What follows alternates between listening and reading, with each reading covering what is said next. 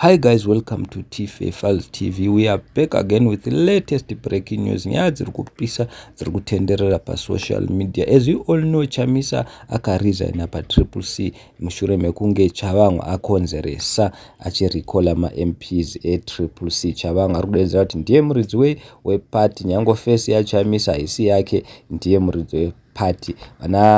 Vana Mutswangwa vese vari kukonzeresa, vari kudedzera kuti Chamisa kangoda chete kuvhura new party tinomusunga. Unotoshaya kuti vana Mutswangwa vari kupinda kupi, asi Chamisa ati handina basa nazvo izvo zvamuri kutaura, inini handambodya mari yevanhu, chinhu chandiri kuita ndechekuti ndoda kuvhura political party yevanhu vese, kwete zvenyu zvamuri kutiudza izvi, because vana Mutswangwa vari kuvata ZANU PF, vana Mutswangwa, vana Chavangwa vari kutovata vakapfeka bhutsu mumachira.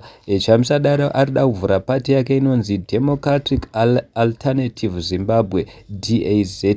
Tichitaura kudai muBulawayo vakatochinja maoffices avo vakapenda in blue, munongoziva mega Bulawayo inokurumidza, saka vanhu vabva vaziva kuti aiwa Chamisa party ritsva iri kuuya. Vanhu vakawanda vadedzera kuti team Bulawayo tinoiziva inokonzeresa pacharovanwa nekuti ZANU PF inozviitisa. Saka guys, handizivi kuti munoti kudii, because patone ma-t-shirt zvinhu zvakawanda vachidedzera kuti Chamisa chete, nyango kwanoenda Chamisa hatina basa, zvese zvinana Triple C izvi zvasara zvivanhu zvinana basa rese vana Chavangwa, we don't care, isu tinongoti Chamisa chete, because Chamisa tomuziva kuti he is fair. ZANU PF ndo iri kukonzeresa, iri kushanda naChavangwa, ndo iri kuita kuti zvese zvisafambe. Vana Mutswangwa vari kuzama by all means kuti Chamisa asavhure party, nekuti vari kudedzera kuti ukangoda kuvhura party itsva chete tinokusunga nekuti wakadya mafanzi. Unozvibvunza kuti vana Mutswangwa vari kupinda papi? Ndiye akatanga Mutswangwa,